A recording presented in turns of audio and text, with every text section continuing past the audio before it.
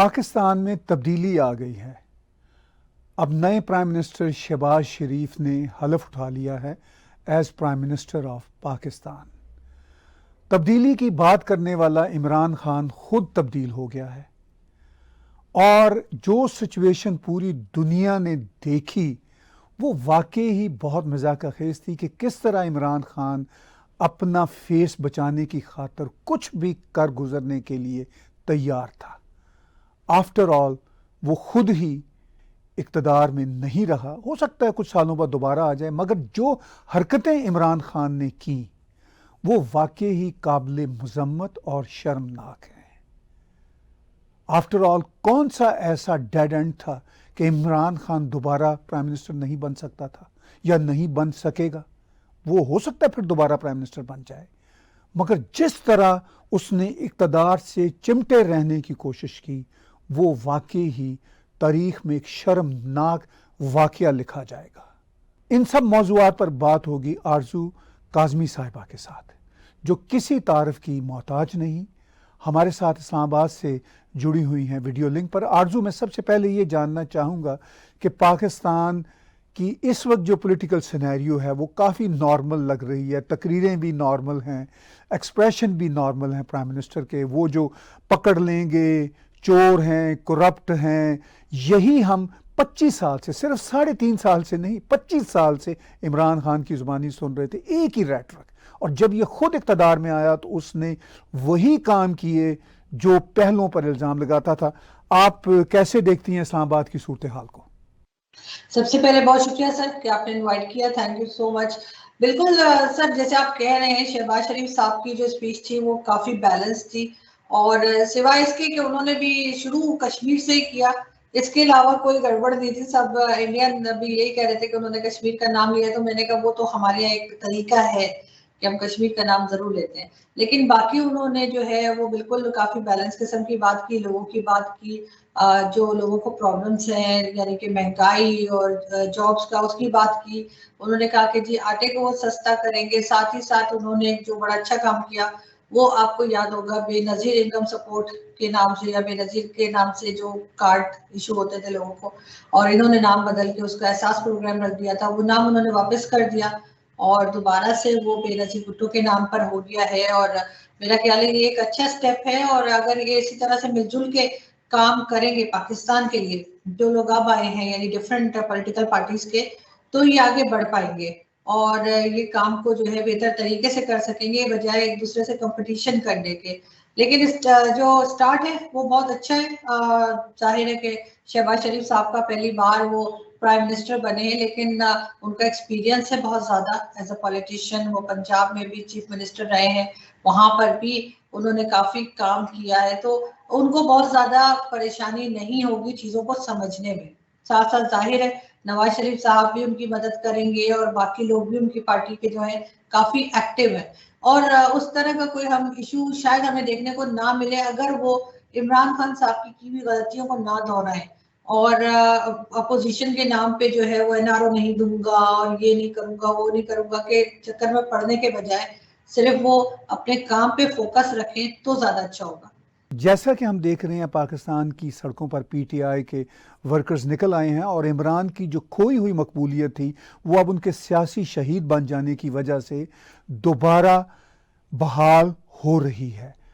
लेकिन क्या आप समझती हैं कि इमरान खान ने जिस तरह की डिसरप्टिव पॉलिटिक्स की फॉर द पास्ट 25 ईयर्स, अब वो अपोजिशन में चले जाने के बाद फिर वो करेंगे और उसके नताइज क्या निकलेंगे और नई बनने वाली सरकार उसको कैसे डील करेगी?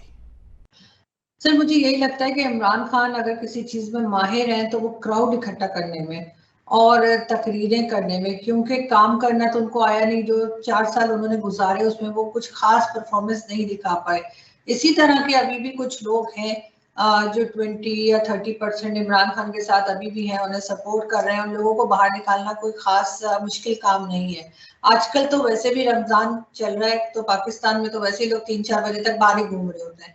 कभी कोई आपको मिल जाएंगे, ग्राउंड में भी होंगे, मॉल्स भी खुली होती हैं, शॉप्स भी खुली होती हैं, तो लोग वैसे भी बाहर घूम रहे हैं। तो ऐसे लोगों के लिए जो है ये भी एक एक्टिविटी के नाम पर हो जाता है कि चलो नारे लगा देते हैं कहीं पे जमा होकर। तो लेकिन ये चीजें जो है वो हुकूमतों को बचाया नहीं करती, ना ही बनाया करती हैं और ना ही उनके मसलों को हल किया करती हैं। इमरान खान कुछ भी नहीं कर रहे, वो एक तरह की अपनी इलेक्शन कैंपेन स्टार्ट कर चुके हैं और वो डिफरेंट सिटीज में जा जाके अब कह रहे हैं कि वो जलसे करेंगे और वहां पे जाके लोगों से बात करेंगे और शोर मचाएंगे और यही करते रहेंगे और गवर्नमेंट को काम नहीं करने देंगे, जो कि बड़ा गलत रवैया है, क्योंकि उनका ये कहना है कि जी अगर मैं नहीं तो कोई भी नहीं। ये वाला जो स्टाइल है वो इमरान खान का देखने को मिला है, जो कि काफी डिप्रेसिंग किस्म का है और लोग इससे कोई खास खुश नहीं है। आरजू, जो इस वक्त इस्लामाबाद में और दुनिया भर में प्रोटेस्ट हो रहे हैं इमरान खान की हमायत में, अभी जबकि उन्हें इक़्तिदार से गए एक ही रोज़ हुआ है, तो आप उसको इस्लामाबाद में बैठे हुए कैसे देखती हैं? और इसके साथ साथ हमारे व्यूअर्स को ये भी बताइए कि उस रात यानी सैटरडे की रात को क्या हुआ। bbcurdu.com की एक एक्सक्लूसिव रिपोर्ट है, सोशल मीडिया पे बहुत सारी खबरें हैं, तो हमें ये भी बताइए कि उस रात क्या हुआ। देखिए सर, अपनी तो वो पूरी कोशिश कर लेंगे कि किसी तरीके से भी जो नई गवर्नमेंट आई है उसको वो ना चलने दें। उसके लिए उन्होंने हर तरीका आजमाया है और उससे पहले भी, यानी गवर्नमेंट बनने से पहले से अगर मैं शुरू करूं कि जो सैटरडे को पाकिस्तान में हुआ, इस्लामाबाद जहां मैं हूं, वहां पे एक वोटिंग होनी थी इमरान खान के लिए और वोट ऑफ नो कॉन्फिडेंस का, वो उन्होंने रुकने की भरपूर कोशिश की। उन्होंने हर तरह से, पहले तो पहुंचे नहीं, सुबह के 10 बजे से रात के 12 बज गए, लेकिन उन्होंने कहा कि नहीं होगा। उनके जो नेशनल असेंबली के स्पीकर है उन्होंने भी कह दिया कि नहीं जी, मेरी तो उनसे 30 साल पुरानी दोस्ती है, मैं अपनी दोस्ती देखूंगा। लेकिन इस वक्त वो ड्यूटी पे थे और मेरे ख्याल है उनको दोस्ती रिश्तेदारी नहीं देखनी चाहिए थी, लेकिन बहरहाल उन्होंने नहीं करवाया। यहाँ तक भी हमने सुना और यहाँ तक भी न्यूज चली है कि उसके बाद इमरान खान ने ये भी कोशिश की कि वो आर्मी चीफ को बदल दें और उसके लिए उन्होंने जो है नोटिफिकेशन भी तैयार कर लिया था और बाजवा साहब की जगह जो है लेफ्टिनेंट जनरल फैज हामिद जो है उनको वो लेकर आ रहे थे और कहा ये गया कि फैज हामिद साहब उनसे मिलने के लिए भी आने थे और जब एक हेलीकॉप्टर पहुंचा प्राइम मिनिस्टर से मिलने के लिए तो वो समझे कि शायद फैज हामिद साहब आए, लेकिन वहाँ असल में बाजवा साहब पहुंचे। उनके साथ जो है आईएसआई के डीजी आईएसआई भी थे, जो नजीम अंजुम साहब है वो भी पहुंचे और उधर जाके उनसे बातचीत शुरू की। उनसे यकीनन पूछा होगा कि जी आप क्या कर रहे हैं, क्यों कर रहे हैं, किस लिए कर रहे हैं। वहां से इमरान खान साहब ने निकलने की भी कोशिश की क्योंकि नोटिफिकेशन वो दे चुके थे, सिर्फ उस पर कुछ सिग्नेचर्स रहते थे कुछ लोगों के, वो नहीं हो पाए थे। उसके बाद हमने ये भी सुना है कि जब इमरान खान ने वहां से निकलने की कोशिश की या बीच में बातचीत को छोड़ के वो जाने लगे तो उनको थोड़ा बहुत मतलब जो उनके साथ होंगे, बाजवा साहब के साथी जो गए थे रेंजर्स, उन्होंने थोड़ा मारपीट भी की है और शायद उसी का कुछ रीजन है जिसकी वजह से आज के दिन में आपको सारा दिन इंडोर में भी इमरान खान साहब काला चश्मा लगाए हुए देखेंगे। तो वो जबकि बाकी किसी ने नहीं लगा रखा, लेकिन इमरान खान ने लगा रखा है और ये बात कई सीनियर जर्नलिस्ट ने भी बताई है और ये और बातें कि बहुत से लोगों ने इसको डिनाई भी किया है। आर्मी की तरफ से भी कहा गया कि नहीं जैसा कुछ नहीं हुआ है, लेकिन इमरान खान की तरफ से भी कहा गया नहीं हुआ, लेकिन आप सर जानते हैं कि कहा यही जाता है और इस बात को कभी भी ओपनली एक्सेप्ट नहीं किया जाता, मगर कई सीनियर जर्नलिस्ट जो हैं वो ऑन द रिकॉर्ड कह चुके हैं कि ऐसा हुआ है और अगर नहीं है तो इमरान खान वो काला चश्मा लगा के क्यों हमें नजर आ रहे हैं इंडोर में भी, जबकि किसी और दूसरे एक भी आदमी ने नहीं लगा रखा। तो ये कहा गया है कि वो क्योंकि सुन नहीं रहे थे और वो जो तरीका था, सारे बाजवा साहब ने तो नहीं किया होगा, जो रेंजर्स होंगे उन्हीं ने एक दो जड़ दिए होंगे उनको। तो वो उसके बाद ये हुआ कि फिर उन्होंने जो है जो नेशनल असेंबली के स्पीकर जो थे उनसे कहा गया कि जी हम आपको 30 मिनट्स दे रहे हैं, इसमें आपने सारे मामले को सॉर्ट आउट करना है। तो उन्होंने सॉर्ट आउट ऐसे किया कि उन्होंने कहा कि जी मैं रिजाइन कर रहा हूँ और वो हट गए अपनी सीट से। दूसरे आए अयाज सादिक साहब और उन्होंने वोटिंग कराई और उसका रिजल्ट आप सबके सामने, इमरान खान साहब जो है उसमें हार गए। आज जब उसके बाद उसके अलावा वहां पे सर इस्लामाबाद में जो है वो एम्बुलेंस भी खड़ी थी, सैटरडे की मैं बता रही हूँ, और साथ ही पुलिस वैन भी खड़ी थी जिसमें प्रिजनर्स को लेकर जाया जाता है, वो भी मौजूद थी। वो हथकड़ी वगैरह सब चीजें लेकर इमरान खान साहब से मिलने के लिए गए थे लोग और जाहिर है उससे खान साहब डर गए और उसके बाद ये हुआ है कि उन्होंने जो है वोटिंग होने दी। वोटिंग होने के बाद तो खैर जैसा था कि उन्हें हारना ही था तो वो हार गए। अब आज जो है शहबाज शरीफ साहब जो है उनके लिए वोटिंग होनी थी, तो फिर इनकी सारी पार्टी जो थी उठ के चली गई और कहा जी हम रिजाइन कर रहे हैं। शेख रशीद साहब भी शामिल है और सब लोग, ये लोग नहीं आए। लेकिन बहरहाल वोटिंग फिर भी हो गई, शहबाज शरीफ साहब जो है वो प्राइम मिनिस्टर बन गए। उसके बाद इन्होंने कहा कि जी जब हल्फ लेना था यानी ओथ लेना था, तो उस वक्त प्रेसिडेंट साहब ने कहा कि इनकी तबीयत खराब हो गई, फिर वो गायब हो गए। एक अजीब सा तमाशा, जो मेरे ख्याल है जरा भी कोई सेंसेबल कंट्री होगी तो वहां पे ऐसा नहीं होता होगा, लेकिन पाकिस्तान में सब कुछ मुमकिन है। तो प्रेसिडेंट साहब जो थे वो पिक्चर से गायब हो गए और उन्होंने फिर ओथ नहीं लिया उनका, उनकी जगह पे किसी और का अपॉइंट किया गया।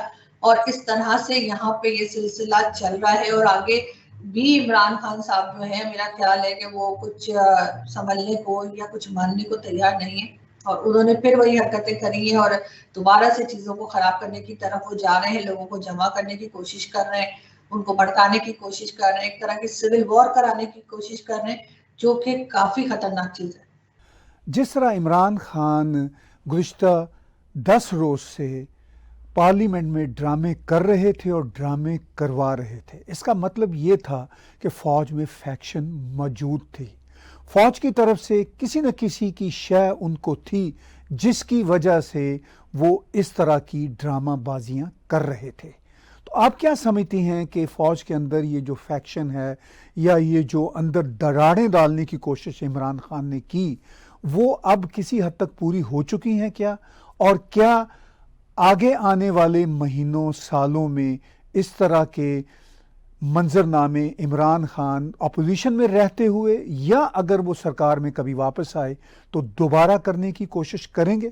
सर ये बात तो सभी जानते हैं कि फौज के अंदर बिल्कुल वाजे तौर पे जो है दो ग्रुप्स हैं, और एक इमरान खान को सपोर्ट करता है और दूसरा नहीं करता। और वो भी इसी तरह से है कि एक ग्रुप जो है वो बाजवा साहब का है और दूसरा जो है वो फैज अहमद साहब का है। ये बात भी सब जानते हैं। और ये भी रिपोर्ट्स जो हुई है बीबीसी पे हुई है, दो और भी न्यूज़पेपर हैं जिन्होंने बात की है, किसी हद तक सही लगता है, हो सकता है गलत भी हो, लेकिन किसी हद तक सही लगता है, क्योंकि ऐसा करने की कोशिश इमरान खान साहब कर सकते हैं। क्योंकि फैज अहमद साहब से उनकी काफी दोस्ती है, अफगानिस्तान भी उन्होंने भेजा था, और उसके बाद जो है वो बाजवा साहब काफी नाराज भी हुए थे, क्योंकि वो आर्मी चीफ है और उनसे पूछे बगैर जो है वो फैज अहमद साहब जो है, लेफ्टिनेंट जनरल फैज अहमद जो है वो अफगानिस्तान चले गए थे। और ये भी कहा जा रहा है कि एक तरह की ये डील भी चल रही थी कि उन्होंने कहा कि जी तुम मुझे आर्मी चीफ बना दो, मैं तुम्हें प्राइम मिनिस्टर सीट पे रखूंगा मैक्सिमम टाइम, मतलब 23 साल रख सकता हूँ जो भी। तो ये चीज भी इन लोगों के दरमियान चल रही थी। और अपनी कुर्सी के लिए जो है वो इमरान खान किस लेवल पे जा सकते हैं ये अंदाजा अब सबको हो चुका है। उनको कोई परवाह नहीं कि लोगों की क्या हालत है, उनको कोई परवाह नहीं कि हमसे बाकी कंट्रीज नाराज हो गई हैं, या हमें अमेरिकन प्रेसिडेंट जो है वो कॉल नहीं कर रहा, इंडियन प्राइम मिनिस्टर फोन नहीं उठा रहा। इस बात की एम्बेरसमेंट कई दूसरी कंट्री से भी बातें सुनने को मिली है, लेकिन इमरान खान को इससे कोई फर्क नहीं पड़ता। वो ये समझ रहे थे कि बस मैं हूँ, मेरे अलावा कोई चॉइस नहीं है। ये बात भी उन्होंने कई बार कही, लेकिन हर एक के साथ कोई ना कोई चॉइस होती है, ऐसा तो कोई भी नहीं है शायद कि जो ये कहे कि मेरे अलावा चॉइस नहीं है। लेकिन ये गलत फहमी थी, एक खुश फहमी थी, और इनको ये सिखाने वाले यकीनन इनके दाएं बाएं बैठे होंगे और इनको गलत एडवाइस कर रहे होंगे कि खान साहब आपके बगैर तो कुछ हो ही नहीं सकता। एक इंतहाई दर्जे के जो है वो जिद्दी और हरधर्म किस्म के इमरान खान जो है वो साबित हुए, और उन्होंने सब कुछ किया, जबकि अब लोगों की हमदर्दियां जो है वो ऑटोमेटिकली आर्मी के साथ हो गई। वो समझ रहे हैं कि जी ये गलत कर रहे थे और आर्मी ने ठीक किया है, क्योंकि ये तो बिल्कुल एक तरह से सिस्टम को खराब कर रहे थे। हमारा डॉलर जो है वो 190 टच कर चुका था, और ये सारी चीजें होने के बाद जो है वो दोबारा से आज 182 पे आया है। तो इन्होंने तो चीजों को खराब से खराबतर की तरफ ले गए थे, और अब हाल ये है कि पीटीआई के सपोर्टर्स, उनके जो ट्रोलर्स हैं, मुसलसल वो अदालतों को और आर्मी को गालियां लगा रहे हैं, उल्टी सीधी बातें कर रहे हैं, कुछ अजीब अजीब सी ट्वीट्स कर रहे हैं। हालांकि वही लोग हैं जो एक जमाने में आर्मी को बुरा भला कह रहे थे, अमेरिका को बुरा भला कह रहे हैं। जो लोग बाहर बैठे हुए हैं वो अपने पासपोर्ट जला के दिखा रहे हैं, पीटीआई के सपोर्टर्स। तो किसी ने कहा कि पाकिस्तानी पासपोर्ट जलाते हुए दिखा रहे थे, तो उन्होंने कहा जी कोई अमेरिकन पासपोर्ट भी जला दीजिए, फिर इसी तरह से कोई दूसरी कंट्री के पासपोर्ट भी जला दीजिए।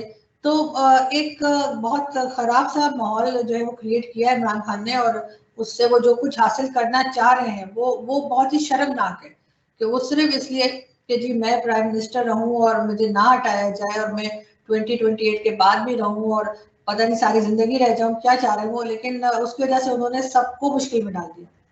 इस वक्त हम ये देखते हैं कि इमरान खान जो हुकूमत में रहते हुए अपनी मकबूलियत काफ़ी हद तक खो चुके थे, एकदम से सियासी शहीद बनकर सामने आए हैं या आने की कोशिश कर रहे हैं।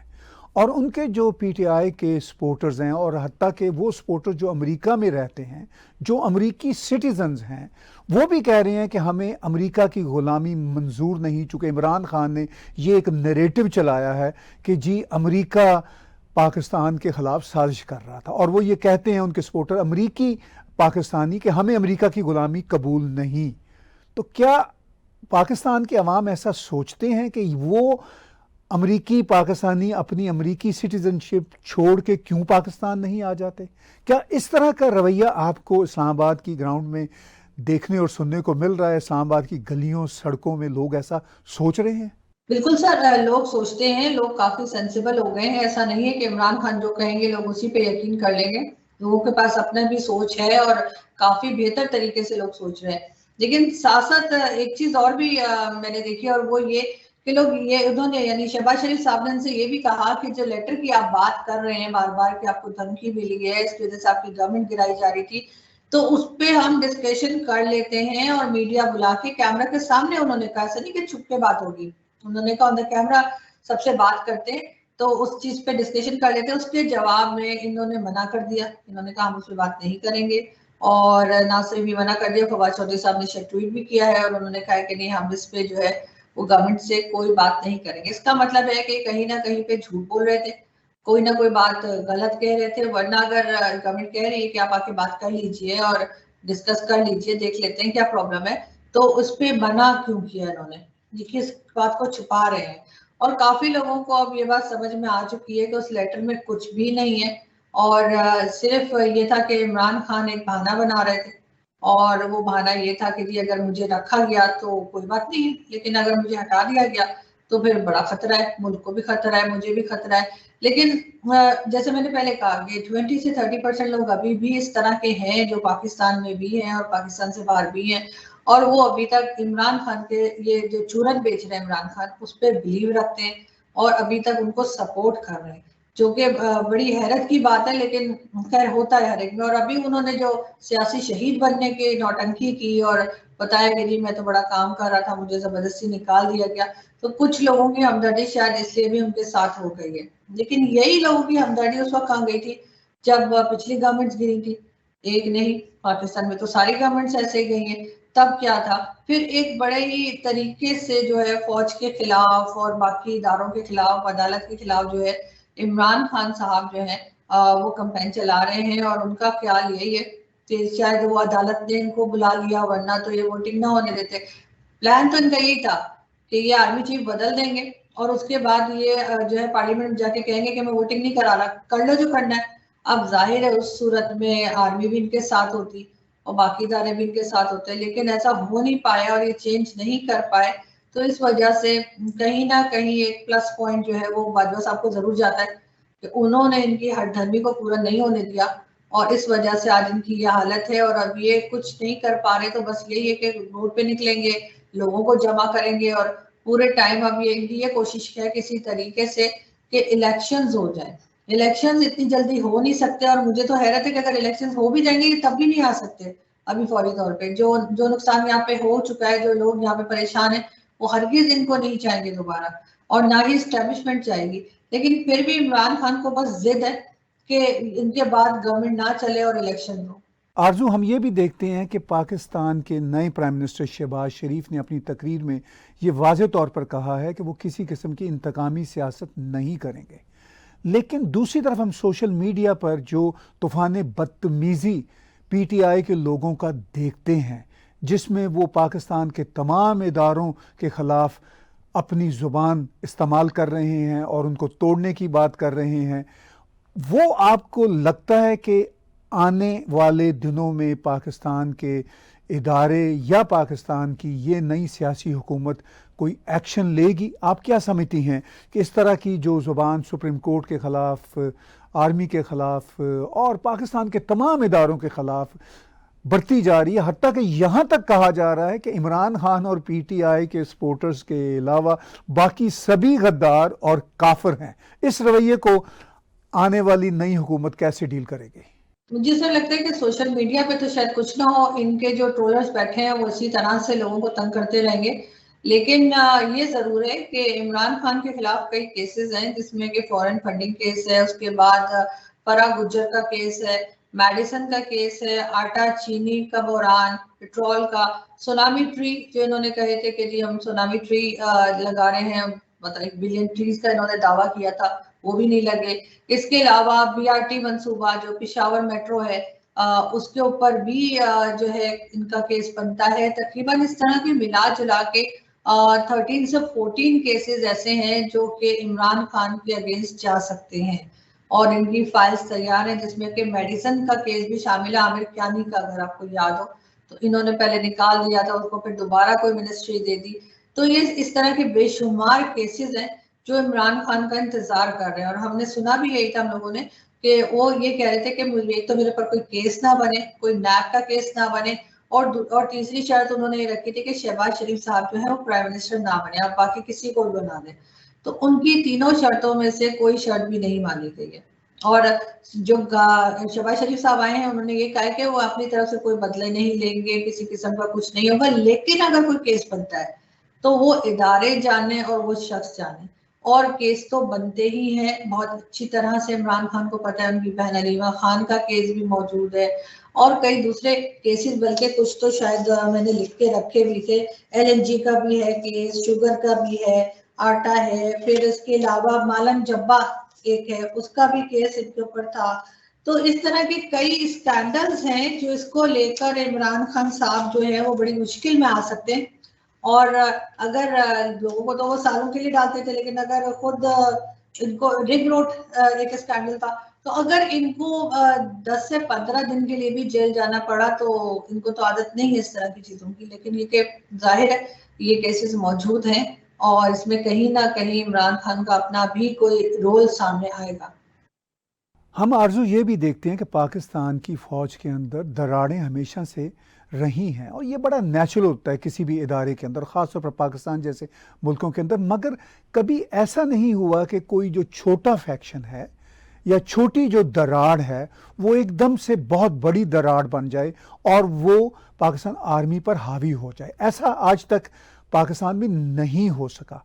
लेकिन क्या आपको लगता है कि जिस तरह की कोशिश इमरान खान ने दरारें डालने की थी, ये अब कोशिश मज़ीद आर्मी के अंदर रहेगी, या जो chief of the army staff की हमेशा से वहाँ पे बढ़तरी रहती है वो अब अपनी बढ़तरी की वजह से वो जो छोटी मोटी फैक्शन बनी है, यानी उस दरार को मुकम्मल, उस खला को पुर करने में कामयाब हो जाएंगे? सर दरारें तो हमेशा से थी, अगर ना होती तो इमरान खान साहब कामयाब ना होते सब कुछ करने में। वो तो बिल्कुल आखिरी मिनट पे जो है वो पकड़े गए, जैसे वो जेम्स बॉन्ड की फिल्म में, या एक टाइम पे वो हमारे यहाँ जो है वो सिगरेट के कमर्शियल आया करते थे ना, बिल्कुल शटर गिर रहा है और लास्ट में हीरो निकल आता है, तो वो उस तरह से कुछ हुआ है। और जो है बाजवा साहब एकदम से इनको काबू कर पाए, वरना इन्होंने तो अपनी तरफ से सारे काम कर दिए थे। तो ऐसा नहीं लगता मुझे कि दरारें नहीं थी, वो थी जब भी ये कुछ कर पाए इमरान खान। लेकिन बड़े अफसोस की बात है कि इन्होंने इस तरह की हरकत की। और उसके बाद जाहिर है ये बात भी बहुत टाइम से चल रही है कि लेफ्टिनेंट जनरल फैज हामिद के साथ इनकी जिस तरह की दोस्ती है। और एक बहुत ज्यादा लोग ऐसे भी हैं यहाँ पर जो नहीं चाहते थे, यानी जो फौज पे तनकीद करते हैं, मेरे जैसे लोग भी हैं जो फौज पे तनकीद करते हैं और एस्टेब्लिशमेंट की गलतियों को बताते हैं, वो भी ये नहीं चाहते कि जो है मतलब बाजवा साहब की जगह जो है वो कोई दूसरे या फैज हामिद साहब आए, इसलिए कि उनकी भी काफी रेपुटेशन जो है उस सिलसिले में अच्छी नहीं है कि वो भी मीडिया को रोकेंगे और इस तरह की बातें करेंगे। तो इमरान खान साहब को वो सूट करते थे। तो इनको जिस तरह से इन्होंने अटेम्प्ट किया तो इनकी अपनी रेपुटेशन काफी खराब हो गई, और अंदर भी जो दरारें थी या हैं या लोग आपस में बटे हुए, मेरे ख्याल वो भी ज्यादा चौकन्ने हो गए होंगे और अब कम से कम वो इमरान खान साहब पे तो भरोसा नहीं करने लगे। तो इनके लिए ज्यादा मुश्किलें खड़ी हुई हैं और बाजवा साहब के लिए कम, क्योंकि ये बड़ा ही एक फिल्मी सीन टाइप का लग रहा है सुनने में तो, कि कोई आए और इस तरह से हेलीकॉप्टर से आए और उसके बाद इनसे पूछगछ की जाए। और ये तो बिल्कुल रिलैक्स बैठे हुए थे, सुना तो यही गया कि बिल्कुल आराम से थे और इनका ख्याल था कि यकीनन जिनको ये चाह रहे हैं वो आए हैं इनसे मिलने के लिए, लेकिन हुआ उलट।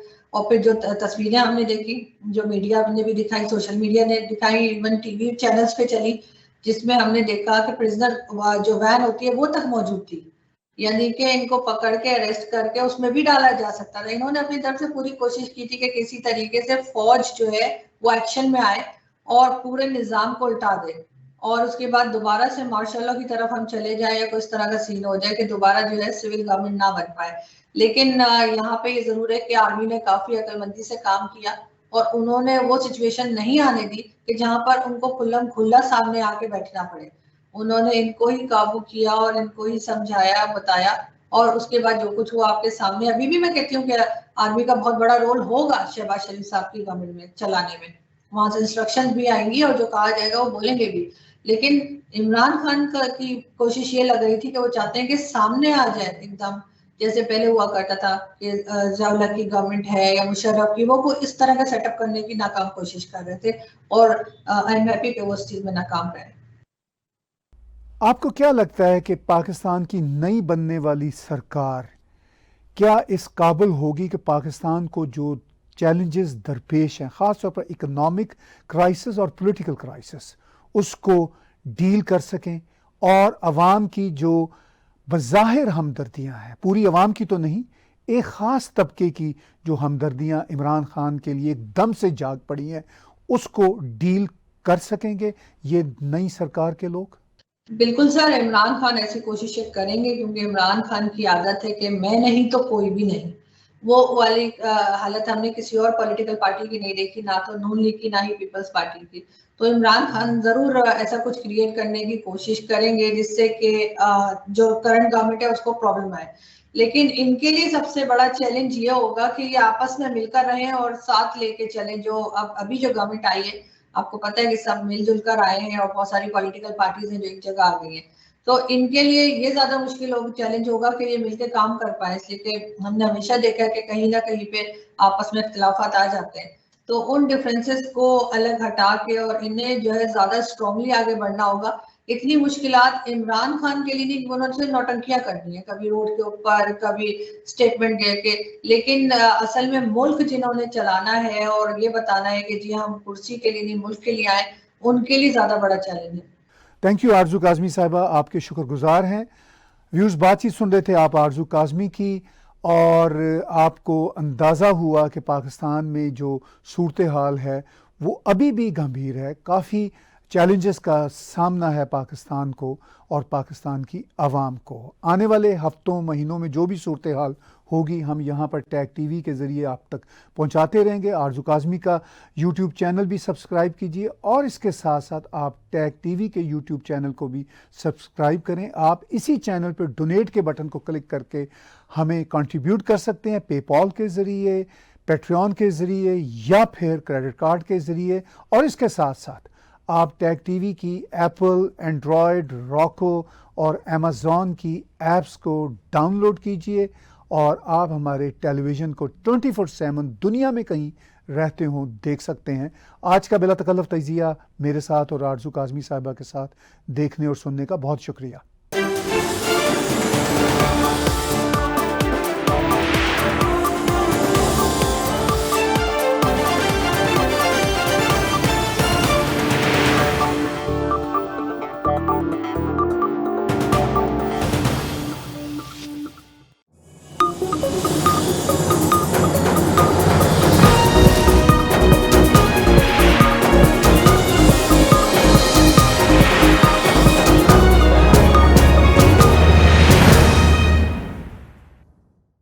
Subscribe Tag TV YouTube channel and press the notification button.